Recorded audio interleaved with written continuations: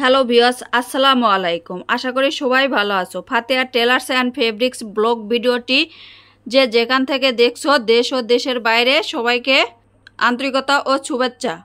তো ভিডিওটি না টেনে শুরু থেকে শেষ পর্যন্ত দেখতে থাকো কিভাবে এই প্লাজো কাটিং ও সেলাই করা হয়।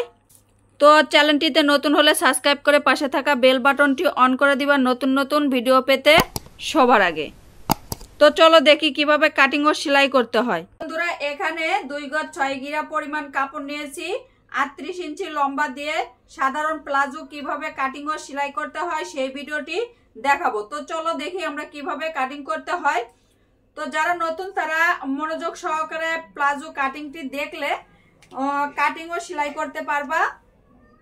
যাদের বডি 38-40 তাদের জন্য এই ঢোলা ঢালা সাধারণ প্লাজোটি কাটিং ও সেলাই করব। তো প্রথমে আমরা কাপড়টা মেলে নিব।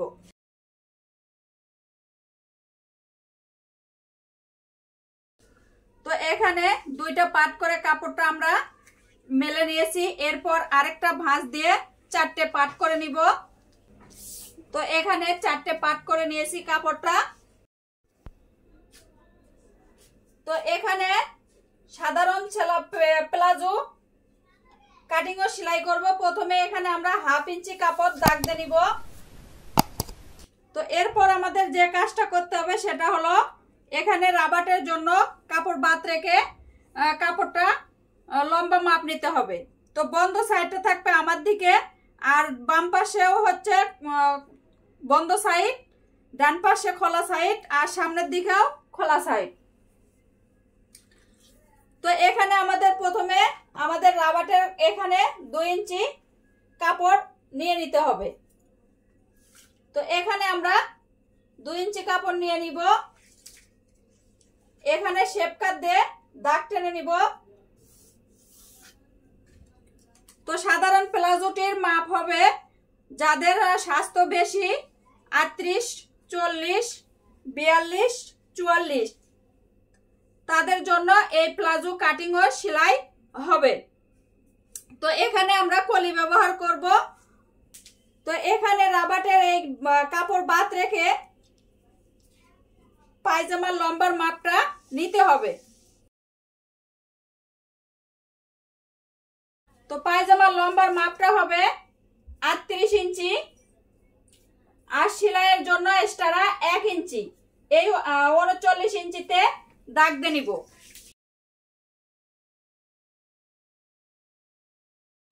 এরপর আমাদের যে কাজটা করতে হবে সেটা হলো পায়জামার নিচের মোহরির ব্লুজের অংশটা বের করে নিব। তো এখানে আমি 10 ইঞ্চিতে চিহ্ন দিয়ে নিব, আর এক্সট্রা 1 ইঞ্চি সেলাইয়ের জন্য। তো এরপর আমরা এখানে রাবাটের অংশ বাদ রেখে হাইয়ের অংশটা বের করে নিব। তো এখানে হাইয়ের অংশটা হবে 16 ইঞ্চিতে দাগ দিয়ে নিব। তো এরপর আমরা এখান থেকে শেপটা দাগ মিলে দিব।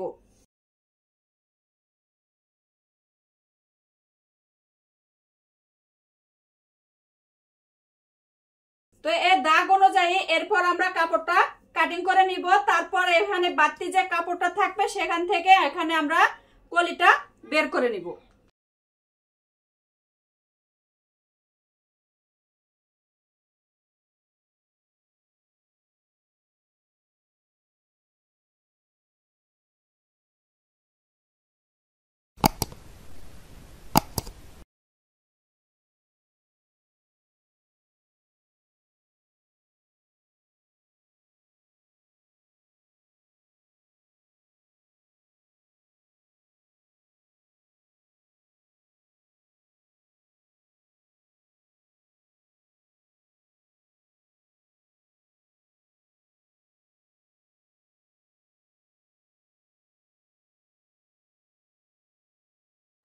তো বন্ধুরা, এতক্ষণ সাধারণ প্লাজো পায়জামাটি কাটিং করে দেখালাম, এখন সেলাই করে দেখাবো। তো চলো দেখি কিভাবে সেলাইটি করতে হয়।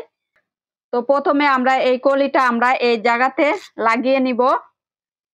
তো এখানে 2টা পার্ট আছে, তার জন্য আমরা প্রথমে উপরের পার্টটা আলাদা করে রাখবো এবং নিচে একটা পার্টে এই কলিটা জয়েন দিয়ে নিব।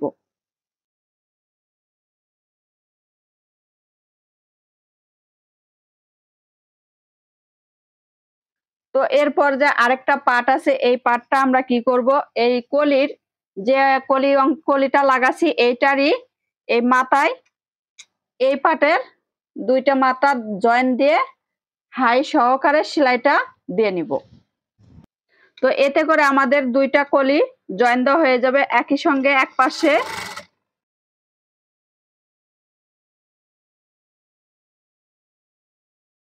তো এই কলিটা আমরা এখন এখানে জয়েন দিয়ে নিব।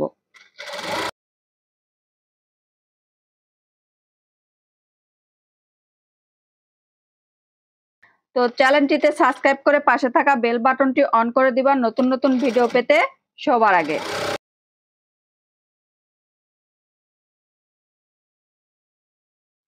একটা পাশের কলি জয়েন দেওয়া হয়ে গেল, এরপর আমরা আরেকটা পাশে কলিটা জয়েন দিয়ে নেব। এখানেও আমরা একটা পার্ট আলাদা করে রাখবো এবং এই পার্টে আগে কলিটা জয়েন দিয়ে নিব।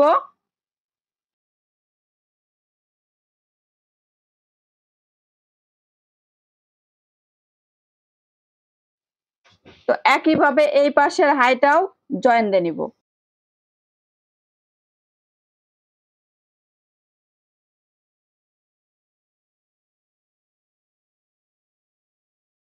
তো দুইটা সাইড হাইয়ের জয়েন্টটাই আমরা দিয়ে নিলাম, সঙ্গে কলিটাও জয়েন দিয়ে নিয়েছি। প্লাজোর নিচে মোহরির অংশটা চিকন একটা সেলাই দিয়ে নিব। তো যারা ওসার করে সেলাই দিবা তারা এভাবে 1 ইঞ্চি 1.5 ইঞ্চি ওসার করে সেলাই দিবা, আর যারা চিকন সেলাই ব্যবহার করবা তারা এভাবে একটা ভাঁজ দিয়ে তারপর আরেকটা ভাঁজ দিয়ে চিকন সেলাইটা দিয়ে নিবা।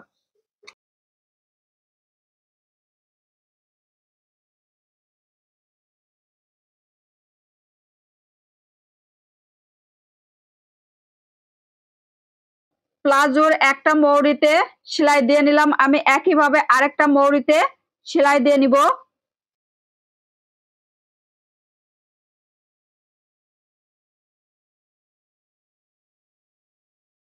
দুইটা মৌরির অংশই আমি সেলাই দিয়ে নিলাম। এরপর এই প্লাজোর সাইডের এই জয়েন্টটা দিয়ে নিব।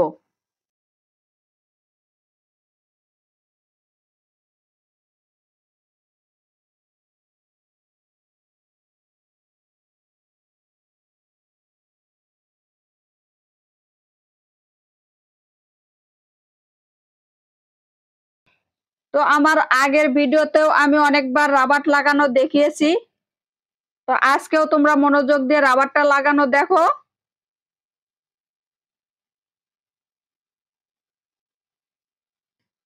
এরকম করে ভাঁজ দেওয়ার পর এখানে এসে চিকন করে আরেকটা ভাঁজ দিয়ে নিব, নেওয়ার পর রাবারটা জয়েন দিয়ে নিব।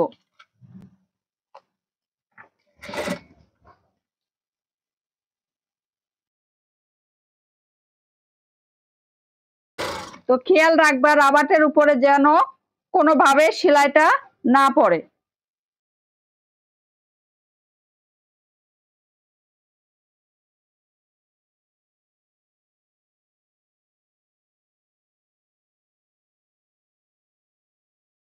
রাবারটা জয়েন দেওয়ার পর এভাবে কাপড়টা চারিদিকে টানিয়ে ছড়িয়ে দিব, এতে করে রাবারটা কাপড়টা চারিদিকে ছড়িয়ে যাবে। এরপর দুইটা চাপ সেলাই দিয়ে নিব।